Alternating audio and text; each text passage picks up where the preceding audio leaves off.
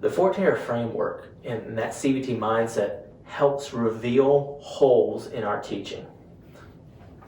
The problem with a non-disciplined way of teaching the Bible, if you don't have a framework, is that if we are just picking a random lesson every week, and by the way, I can't tell you how many people are in children and student ministry, and they will just decide on what lesson they're going to do 5 minutes before it starts. Let's open the Bible to a random spot. Like, I guess, yeah, we're going to do Mark chapter 4 today. Like, no. If you really have that Forterra mindset, and you have read through the Bible, so you can place everything on a timeline, and that also means that as you evaluate what lessons and what teachings you're doing through the year, you can really ask yourself, am I actually teaching the whole Bible, or am I only hitting like the highlights? Am I only hitting a few major stories? Growing up with the experience that I had in church, because there was no deep systematic way, I was only ever taught the highlights, right?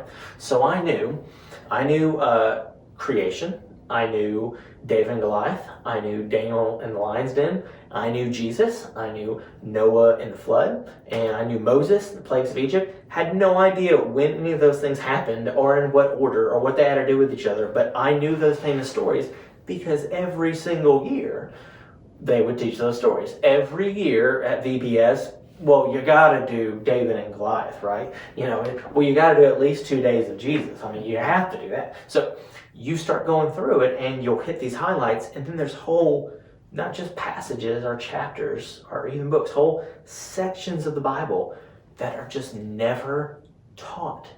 You are hard pressed to find any youth or children's minister teaching through the Psalms.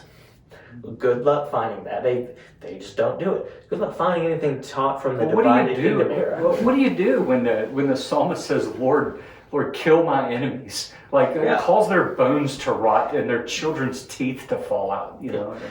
And for those of you listening, that really is in the Psalms. David prays and asks God to kill his enemies, and you're like, what is happening? I thought the Psalms were just like prayers or songs that we're supposed to, like, am I supposed to pray like this? I'm like, well, it doesn't make sense if you don't know the story that it's placed in.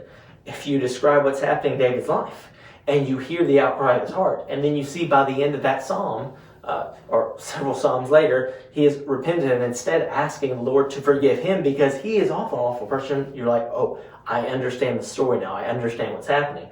But if you just randomly pick stuff out, the difficult portions of Scripture, like Psalms, like the divided kingdom era, we go, oh, I can't explain that in the 30 minutes after that lesson.